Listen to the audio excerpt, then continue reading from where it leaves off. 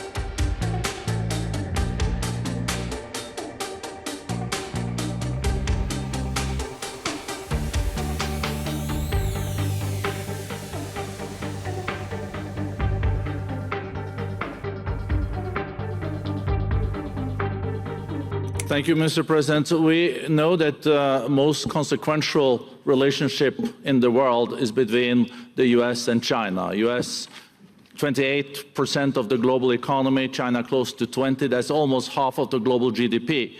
And we know that you called President Xi Jinping last Friday. We heard that you had a good discussion. How do you see the relationship between the US and China in the next 4 years under your leadership? He called me, but I see it very good. I think that we're going to have a very good relationship. All we want is fairness. We just want a level playing field. We don't want to take advantage. We've been having massive deficits with China. Biden allowed it to get out of hand. He's $1.1 trillion deficit. It's ridiculous. And it's just an unfair relationship. And we have to make it just fair. We don't have to make it phenomenal. We have to make it a fair relationship. Right now, it's not a fair relationship. The deficit is massive, as it is with other countries, a lot of Asian countries, actually. But we have deficits that are very big, and we can't keep doing that. So we're not going to keep doing that. But I like President Xi very much. I've always liked him. We always had a very good relationship. It was very strained with COVID coming out of Wuhan. Obviously, that strained it. I'm sure it strained it with a lot of people, but that strained our relationship. But we always had a great relationship, I would say, and we look forward to doing very well with China and getting along with China.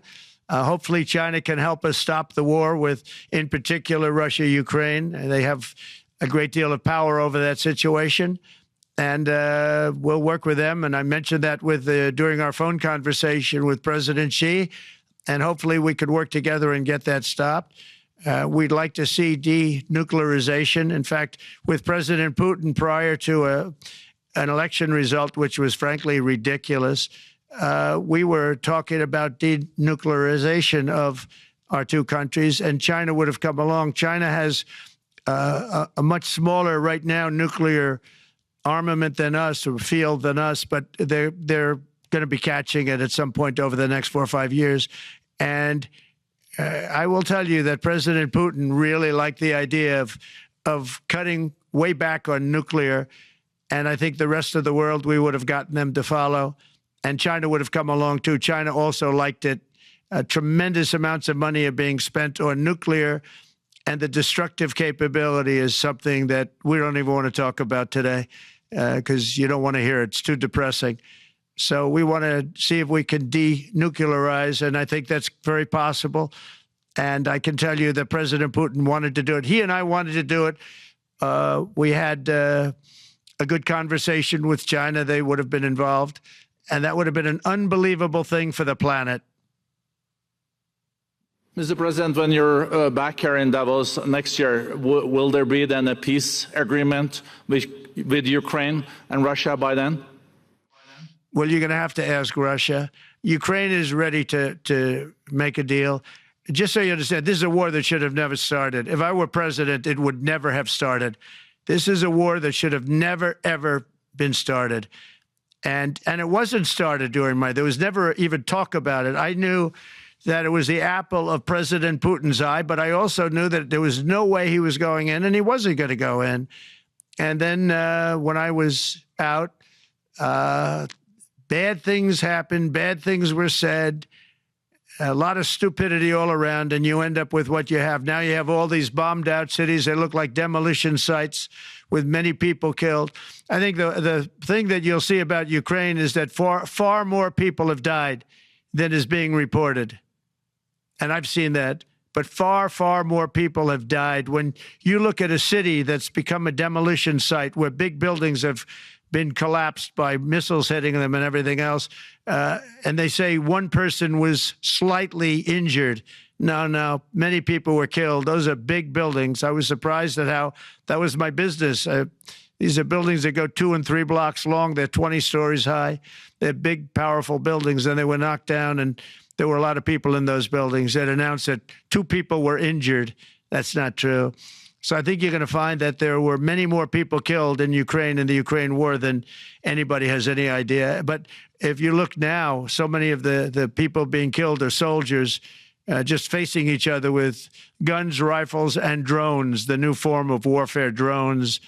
And it's a very sad thing to see. And when you see pictures of the fields that I see, nobody wants to see it. You'll never be the same. One thing very important, I really would like to be able to meet with President Putin soon and get that war ended. And that's not from the standpoint of economy or anything else. It's from the standpoint of millions of lives are being wasted.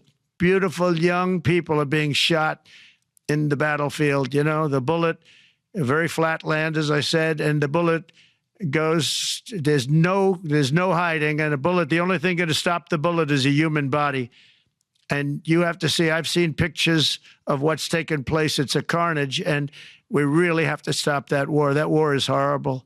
And I'm not talking economy. I'm not talking economics. I'm not talking about natural resource. I'm just talking about there's so many young people being killed in this war. And that's not including the people that have been killed as the cities are being, knocked down building by building. So we really should get that stopped. Likewise, in the Middle East, I think we've made a lot of progress in the Middle East, and I think that's going to come along pretty well.